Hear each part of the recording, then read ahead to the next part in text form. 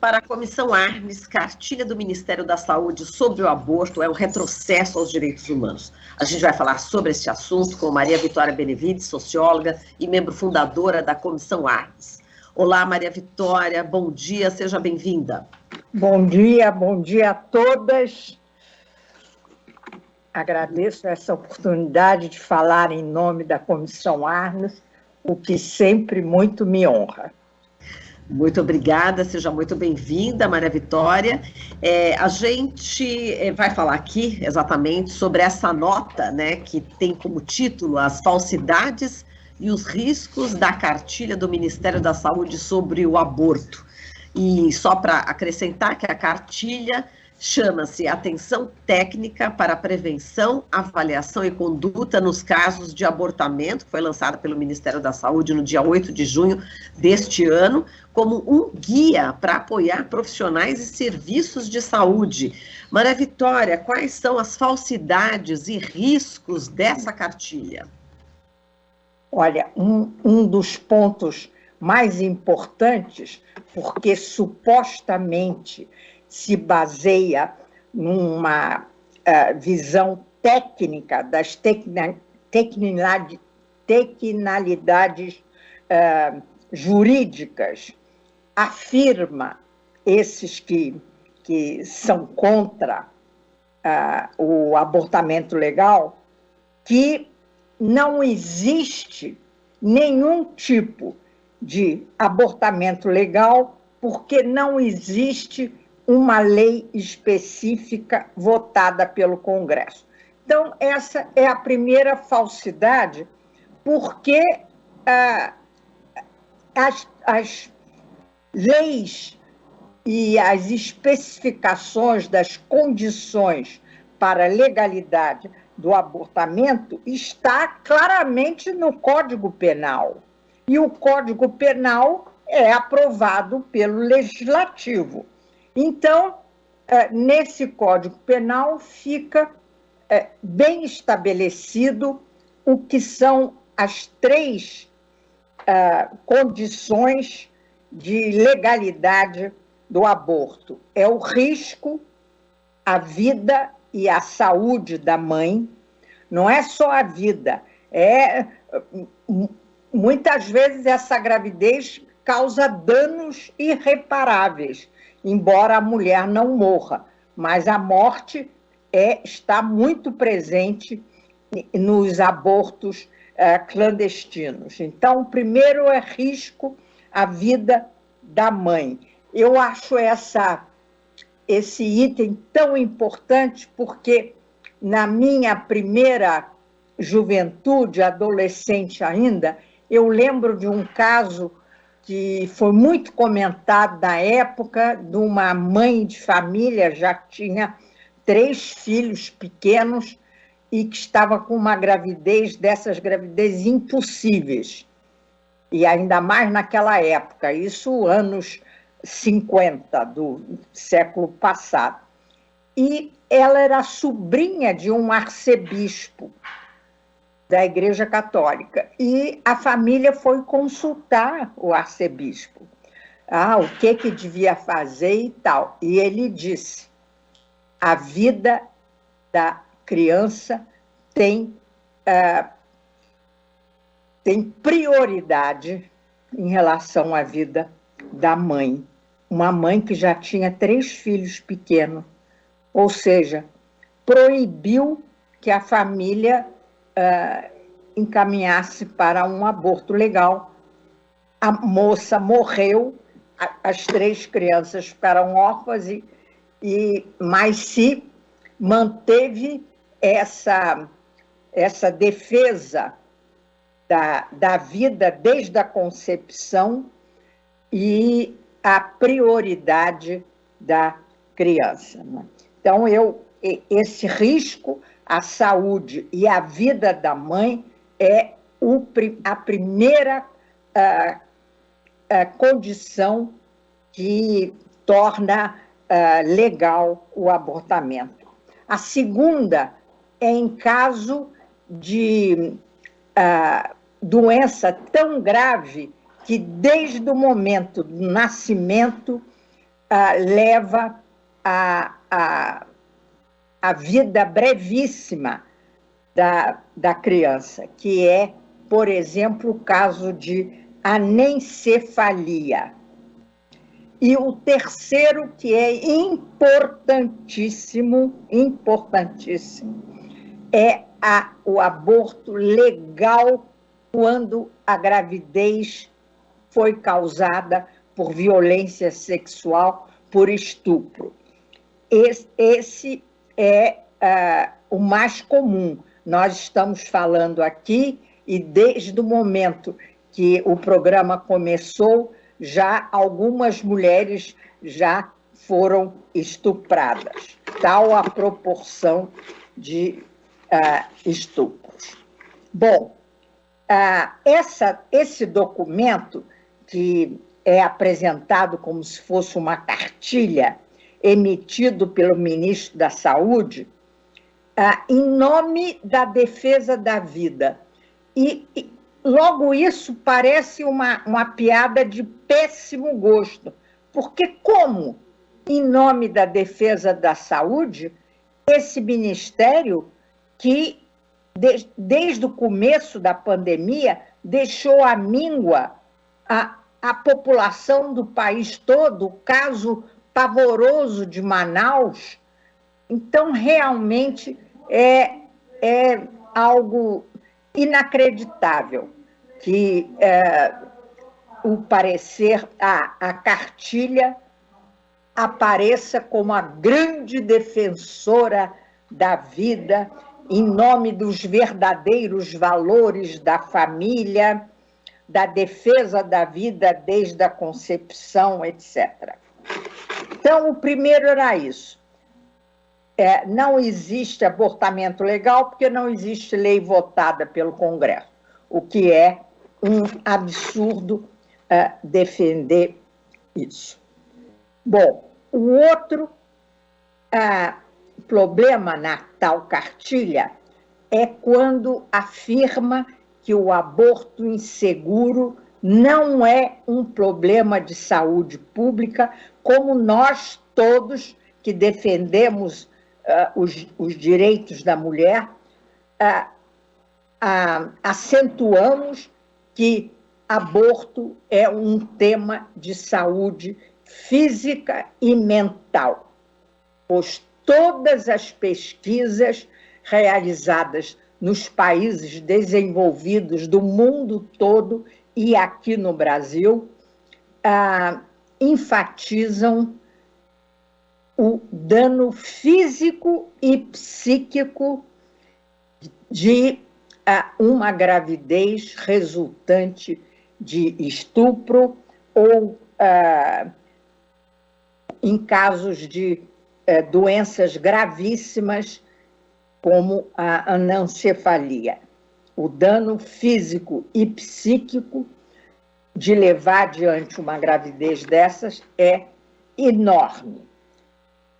O aborto inseguro não é um problema da saúde pública, afirma a cartilha, e isso é absolutamente falso.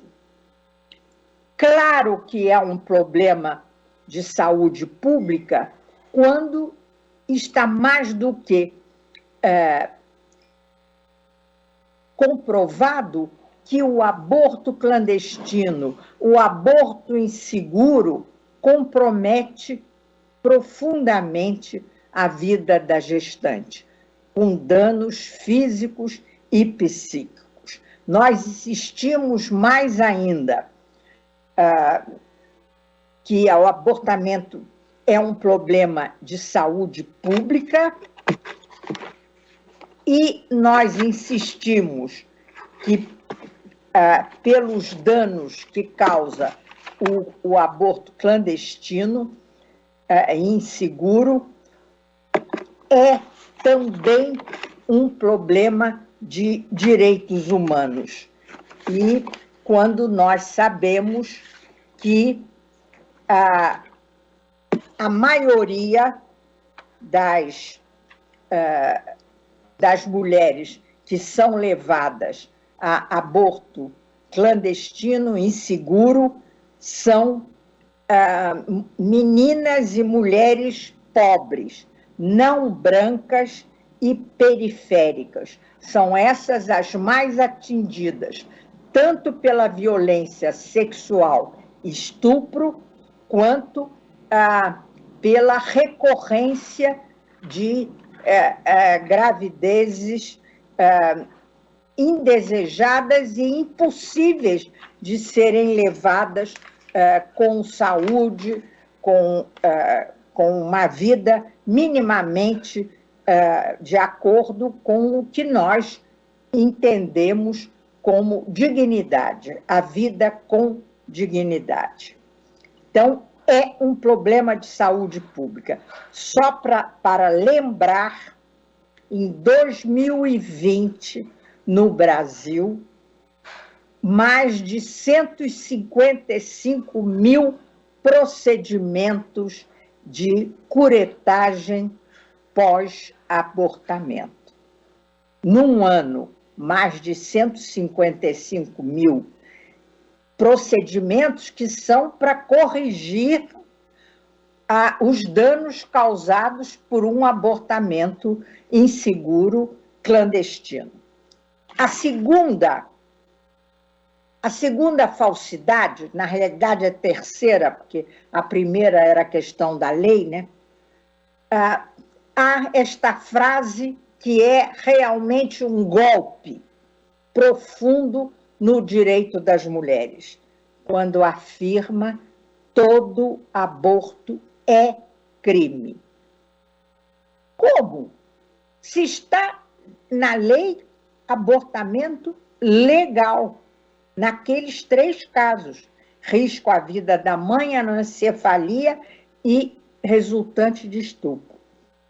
Desde 1940, o abortamento é legal, desde que se estabelece o risco de morte ou se a gravidez decorre de estupro, desde 1940. Desde 2012, há 10 anos atrás, o Supremo introduziu essa cláusula de legalidade ao aborto em casos de anencefalia do feto. E, desde 2015,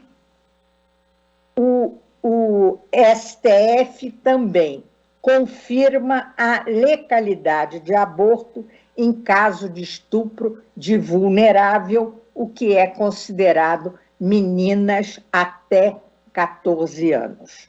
Eu acho até que 14 é uma idade baixa, porque nenhuma menina de 14 é uma mulher plena na sua condição de saúde física. E outro ponto é aquela frase terrível na cartilha que diz: quando comprovadas as situações de excludente, de ilicitude, ou seja, aquelas situações que excluem penalidades por serem consideradas ilegais.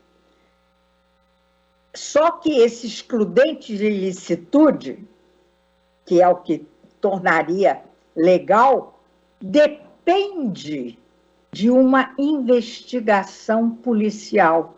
Ou seja, o útero das mulheres vai depender de uma investigação policial para deixar de se punir um aborto que se encaixa nas condições estabelecidas pela lei. Não é da competência policial se intrometer numa questão da profunda intimidade e privacidade das mulheres. E também essa investigação policial investe contra o sigilo profissional dos médicos, que assistem, etc. Então, a Comissão Arnes situa essa questão toda no campo dos direitos humanos.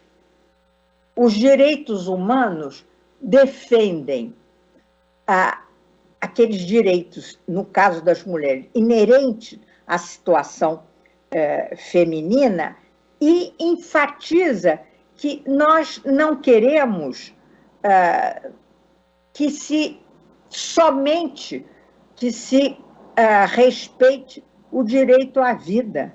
Nós insistimos que não é a mera sobrevivência que nós, defensores de direitos humanos, insistimos. É mais do que mera sobrevivência, é a vida com dignidade. E nós estamos vendo que todos esses casos aqui lembrados afetam qualquer critério de reconhecimento da dignidade de um ser humano, qualquer ser humano. Insistindo que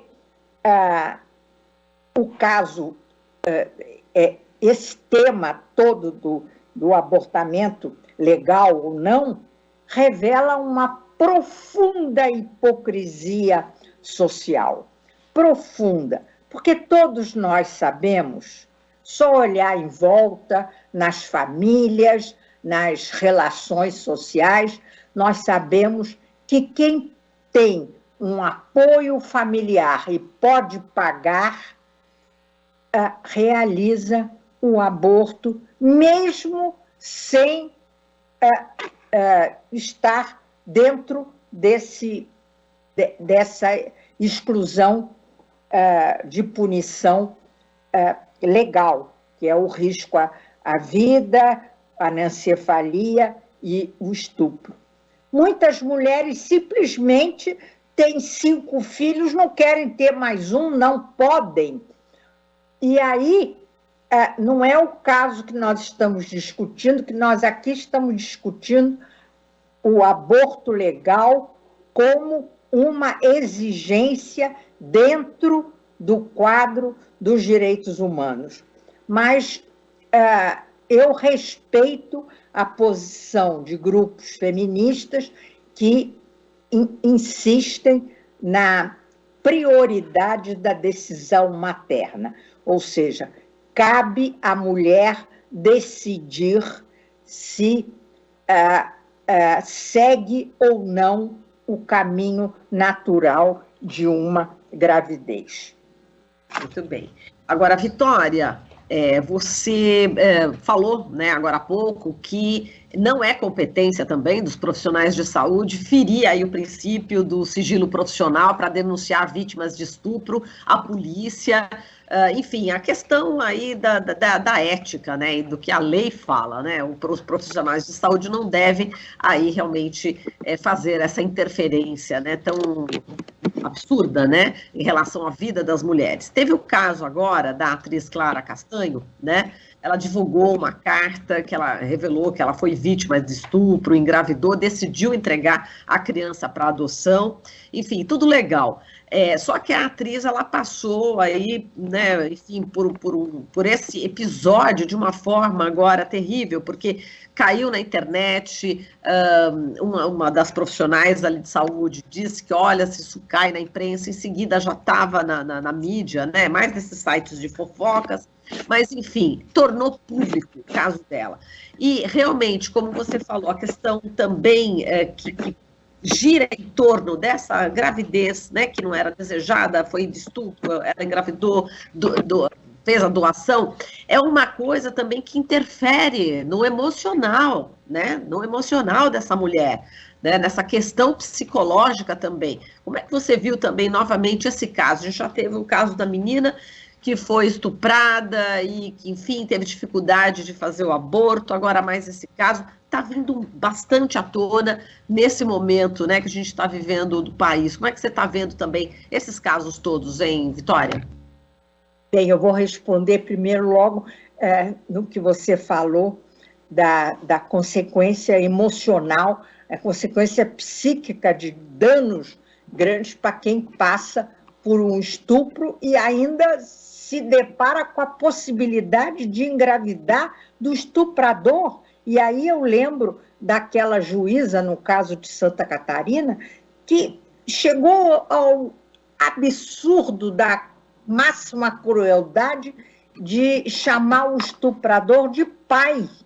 O estuprador não é pai, o estuprador é um criminoso, pois estupro é crime, né? No caso da atriz Carla Castanho, eu devo dizer que, como eu não fico fuçando em redes, eu não tinha acompanhado o caso, mas como o caso saiu em matéria de jornal, de notícias à noite, né, eu vi e eu fiquei muito impressionada, porque, pelo que eu li, a Carla Castanho não, não tornou pública essa situação. Foi uma enfermeira que passou a notícia, sabe-se lá, a troco do quê, para acho que era um blogueiro ou alguém de um programa que apresentou o caso de uma maneira sensacionalista, horrorosa. Bom, a reação foi tão grande que eles tiveram que... o rapaz do programa e uma assistente mulher, né, tiveram que divulgar pedidos de desculpas com bastante publicidade, etc. Esse é um caso horroroso do uso abusivo e criminoso das tais redes sociais. Muitas vezes, essas redes sociais deveriam se chamar redes antissociais ou redes milicianas do mal, porque a gente sabe que todo o avanço tecnológico na área de comunicação é positivo por um lado, mas o seu uso, quando às vezes diz, puxa, mas você é reacionária, você é contra... Eu disse, não, eu sou inteiramente a favor da ciência, do avanço tecnológico e tal. O problema, como sempre, é o abuso, né? Por exemplo, um caso evidente de abuso em relação ao abortamento é no caso quando a mulher quer ter o filho e o marido, o pai, o namorado, o companheiro não quer e exige que faça aborto. Então, esse é um caso de abuso e aí pede para ela usar um desses argumentos que tornam o abortamento legal. Eu não entendi por que a Carla Castanho não fez um aborto no período legal, que no caso da criança é qualquer prazo, porque não existe isso. Isso aí é algo restrito à determinação médica. Mas essa menina de Santa Catarina, por exemplo, já estava coitadinha. Eu fico imaginando uma menina de 11 anos carregando uma criança já de uma gravidez de 7 meses na barriga, e a juíza ainda queria que ela esperasse mais, e falando... Eu fiquei estarrecida quando ela falou, você já escolheu o nome? Ai, é realmente pavoroso. Mas a Carla, como a gravidez foi fruto de um estupro, ela poderia fazer um aborto com todas as condições de legalidade e ainda em condição socioeconômica de escolher o hospital, o médico, etc. Não sei por que isso aconteceu, mas, de qualquer maneira, ela é claramente uma vítima que, por cima do abuso do estupro, por cima do sofrimento de carregar uma gravidez sabendo que aquilo é fruto da violência. Ela ainda passa por essa brutal intromissão, uma intromissão criminosa na sua vida, no que existe de mais profundo na intimidade de uma mulher. Realmente, isso é um fato que não pode se repetir. E é muito importante que tenha tido a repercussão que teve para deixar claro que não pode se repetir. E minha solidariedade a Carla Castanho. Tá certo. Bom, a gente agradece muito aqui a sua participação, Vitória. Um forte abraço para você e até uma próxima oportunidade. Para você também, para você e para todos aí do Brasil atual, com o qual eu sempre gosto de participar. Muito obrigada, e nós gostamos muito de recebê-la também, recíproco. Bom, falamos aqui com a Maria Vitória Benevides, socióloga e membro fundadora da Comissão Arnes. Você está ouvindo Jornal Brasil Atual. As notícias que os outros não dão.